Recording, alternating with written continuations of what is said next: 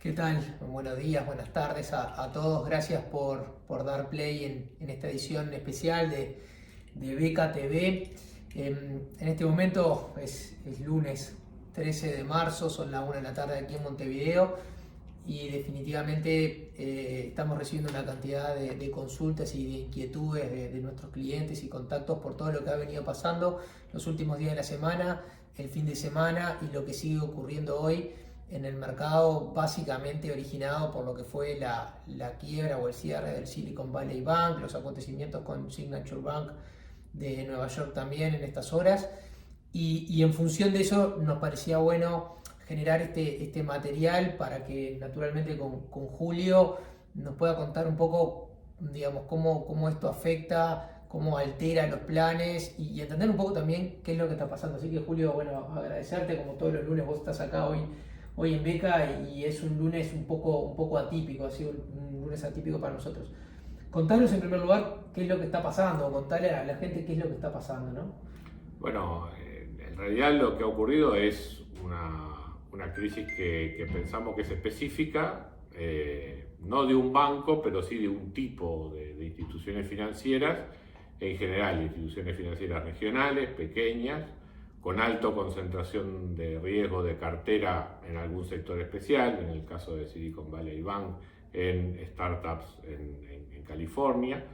Y con un manejo de la liquidez muy peculiar, o sea, una alta concentración en papeles de duración larga, que curiosamente bueno, eso habrá que ver también una revisión de las medidas precautorias en Estados Unidos y probablemente genere nuevos cambios regulatorios, pero llama la atención que buena parte de esa liquidez estuviera a fondeo, evaluada a fondeo, quiere decir evaluada a valor nominal, cuando precisamente ese tipo de instrumentos, cuando uno tiene que precisarlos por problemas de liquidez, hay que venderlos.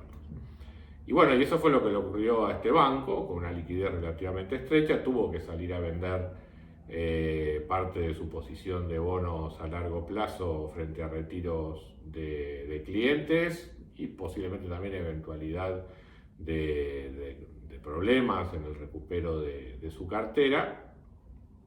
Y bueno, ahí tuvo que realizar una pérdida que, al ser significativa la participación de estos bonos en el total de activos, prácticamente se llevó buena parte del patrimonio. En la emergencia salieron a colocar acciones, con la acción desplomándose, evidentemente eso no tuvo éxito, y ahí empezó todo este proceso que rápidamente se extendió a todo el sistema, porque naturalmente lo primero que piensan los inversores es cuál es el siguiente banco en esta escala, qué otras repercusiones puede tener en el resto del sistema financiero, no solo en Estados Unidos, sino también en Europa, donde el Banco de Inglaterra también tuvo que salir durante el fin de semana a negociar la transferencia de una sucursal de este banco a otras entidades financieras. Y como tú lo recordabas, hubo otra entidad de Nueva York, alguna otra entidad en California también con problemas similares. Y bueno, lo que hizo la Reserva Federal de manera, junto con el FDIC, la agencia encargada del seguro de depósitos, fue salir rápidamente a lo que aquí en Uruguay en un momento llamábamos la estrategia de separar bancos buenos de bancos malos, ¿no? Tener un fondo específicamente diseñado con el propósito de dar asistencia financiera a bancos en problemas con el colateral de su cartera de bonos, con la particularidad de que ese colateral se toma a valor también, valor nominal, valor par.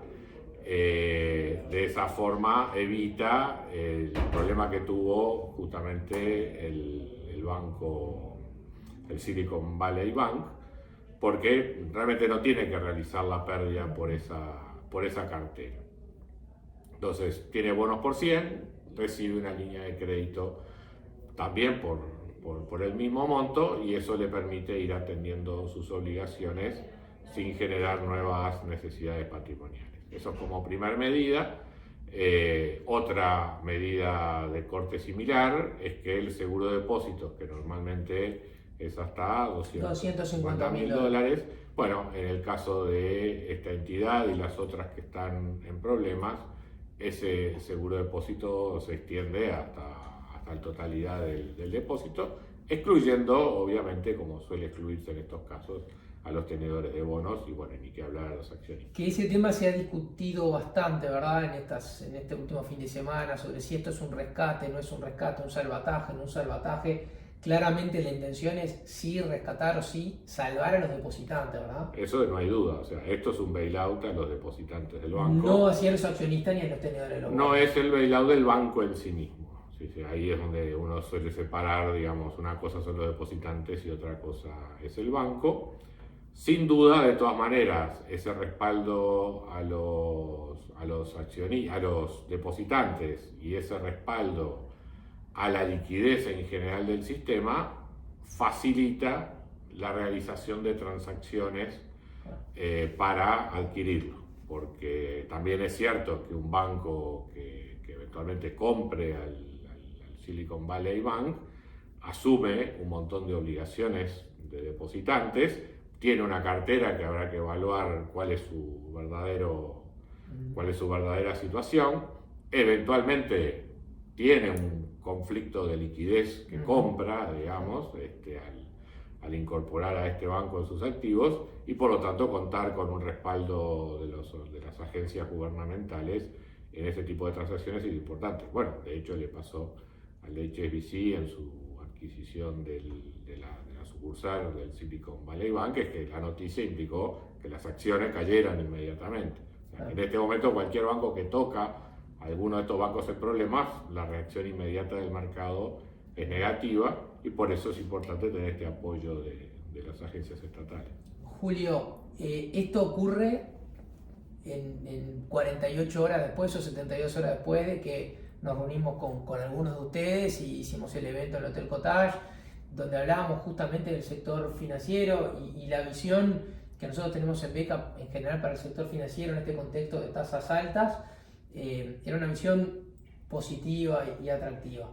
¿Vos ves que esto cambia esa visión, algún recaudo en particular? No, porque los promedios del sistema, que evidentemente son influidos por las instituciones grandes, marcan una realidad muy distinta que la de este banco que colapsó. O sea, el sistema bancario en general de Estados Unidos tiene un altísimo nivel de liquidez, buena parte de esa liquidez depositada en la Reserva Federal, que por lo tanto se ha beneficiado en términos de ingresos operativos por la suba de tasa durante este periodo, y además justamente tenía desde antes del año pasado, traía un exceso de liquidez importante que también lo materializó durante el año 2022 hacia incremento de créditos, con lo cual lo que se observa en general en el sistema, en los principales bancos del sistema y en el promedio del sistema bancario, es un aumento de los ingresos netos por margen de intermediación financiera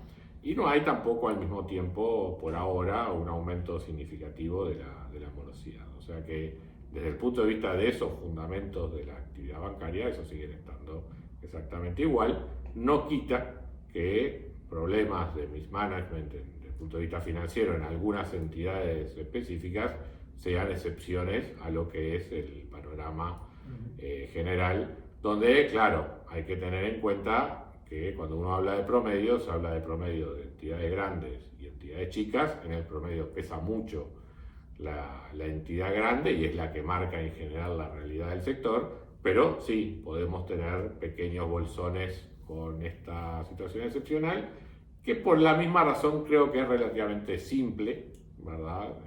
Para agencias gubernamentales dirigir algunos recursos que evidentemente en muchos casos se terminan no usando en su totalidad para darle un respaldo y garantías al conjunto del sistema. Con todos estos acontecimientos arriba de la mesa, uno de los movimientos fuertes, además del movimiento en las acciones específicas de los bancos, lo hemos visto en las tasas de interés. Mirábamos en nuestra reunión semanal ahora más temprano la tasa de 2 años pasando de 5 a 4,35, la tasa de 10 años que llegó a tocar casi 4, ahora en 3,45, e inclusive viendo algunos analistas del mercado que prevén que ya la Reserva probablemente no aumente la tasa en su reunión de este mes, de la semana que viene, cuando la semana pasada discutíamos si eran 25, 50 y algunos se les va a decir 75 puntos básicos en la inflación. ¿Vos cómo ves eso? O sea, ¿hasta dónde esto cambia los planes de la Reserva Federal? Bueno, o sea, yo creo que esa reacción es típica de que cuando hay crisis financieras, normalmente los bancos centrales lo que adoptan es una política monetaria expansiva. O sea, si el sistema financiero en su conjunto está en problemas, subir la tasa de interés no haría más que acrecentar esos problemas. Pero bueno, yo creo que ese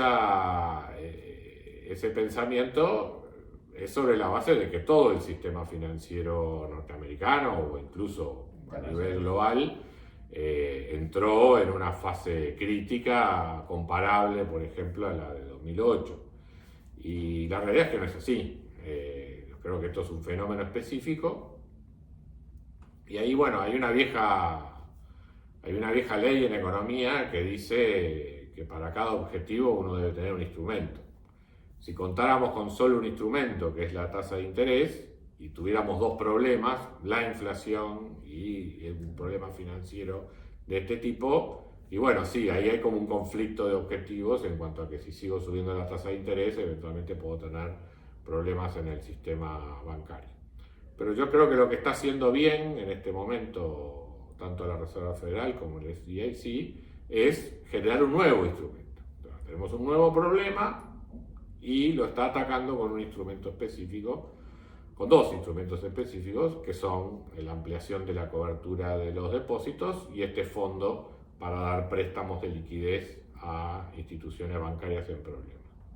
En la medida que ese nuevo instrumento, esos nuevos instrumentos estén operativos, eso deja libre a la política monetaria para continuar con su camino, dejando de lado esta cuestión en particular. Y como la inflación sigue siendo un problema, no creo que sea lo mejor para la Reserva Federal dar un paso atrás en ese sentido, porque después va a tener que dar otra vez pasos acelerados para volverse a poner al día. Nosotros, discutiendo del tema de la suba de tasas en Beca la semana pasada, nos inclinábamos a pensar más en que en esta oportunidad la suba de tasas iba a seguir siendo de 25 puntos básicos, no 50.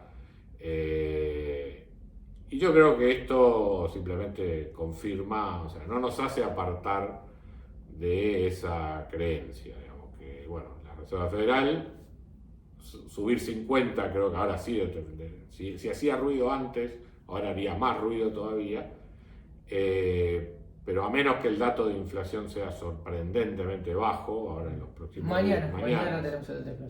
Salvo que ese dato sea, creo que va a dar más bajo que el mismo mes del año anterior, porque en febrero del año pasado había estado arriba de 1, o sea que es probable que tengamos una baja en la inflación en periodo de 12 meses, pero no de la manera como para decir se frenó aquí el proceso de suba de tasas. Por eso sigo creyendo que lo más probable es que la Fed mantenga su rumbo, suba 25 puntos básicos la tasa ahora y después continúe viendo cómo marcha la inflación para tomar las decisiones siguientes. Seguimos creyendo aquí en Beca, como lo hemos dicho en los podcasts y en otras reuniones en público, que para realmente contener la inflación, la tasa de interés va a tener que llegar por arriba del 6%, ¿no? Así que bueno, por ese lado, si tenemos un instrumento específico para la crisis de este banco, la política monetaria debería ignorar este problema y seguir mirando lo que tiene que mirar, que es la inflación, el desempleo. Perfecto.